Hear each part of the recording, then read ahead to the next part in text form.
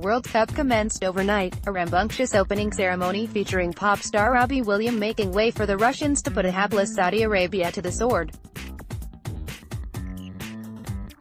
With the first full slate of group games set to commence tonight, the pundits and bookmakers have already had their say on who should be favored heading into the tournament, with the familiar names of Argentina, Brazil, France, Germany and Spain all dominating the conversations. Less heralded heading into this year's tournament though is a nation that will be very familiar to fans of Australian football, South America's Uruguay. Whilst many are picking Oscar Tabares's side to easily progress from a Group A that also contains the host Russians, Saudi Arabia and Egypt, there are relatively few that are predicting La Celeste to lift the World Cup trophy. Uruguay recovered from a 3-1 defeat at the hands of Costa Rica to defeat both England and Italy and finish second in Group D of the 2014 tournament in Brazil. However, they were unable to continue the momentum of slaying two of world football's traditional powerhouses as they crashed out 2-0 against fellow South American side Colombia.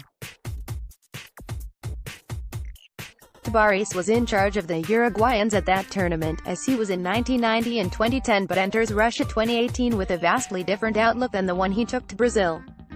Previously, Tabares's sides were steadfast in defense, with strong central defensive pairings and wide defenders who preferred to stay home rather than venture forward, and repossessing of a midfield that was all about mitigating damage and quickly moving the ball forward to lethal attackers Luis Suarez and Edinson Cavani. However, in the process of qualifying for the 2018 tournament, Uruguay has undergone a metamorphosis.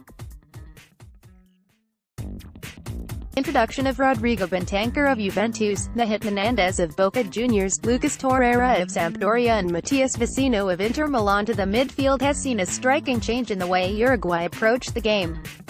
Now, Uruguay not only possesses a trusted number one goalkeeper in Fernando Muslera, who has been the first choice since he debuted against Ecuador in 2009, a strong defense that features Atletico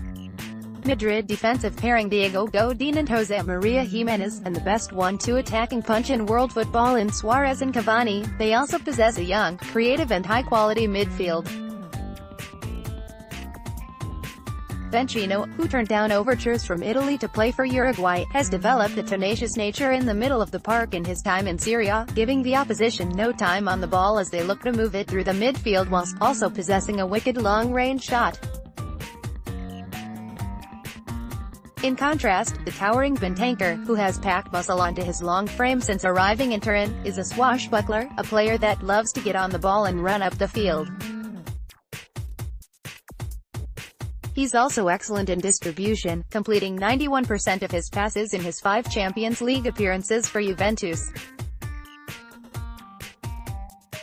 Hernandez, who was captaining Uruguayan side Peñarol as a 20-year-old, is a dangerous weapon that brings the ability to serve as an attack-minded driver of play, sit back at the base of the midfield and provide cover or, as he likely will in Russia, play out wide on the left. Arsenal target Torreira is unlikely to start in Russia, but nonetheless brings a resolve that belies his 168 cm frame. He excels at reading the play in order to break up potential attacks, and his ability to distribute the ball once he wins it adds another dangerous aspect to his game. This infusion of fresh, supremely talented blood into the midfield of Tabares's side means that, whilst the focus on a 4-4-2 with intense pressure hasn't shifted from previous years, the Uruguayans now possess a midfield packed with talent, creativity and, most importantly for La Celeste's prospects, improved service for Suarez and Cavani.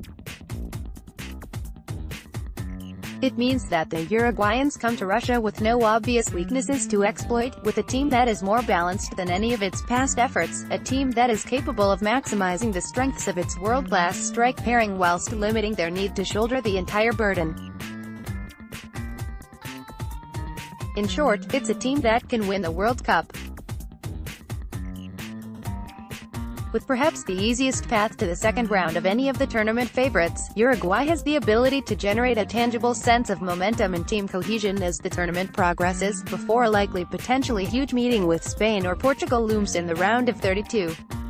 Progress past that and there's no telling what La Celeste can achieve.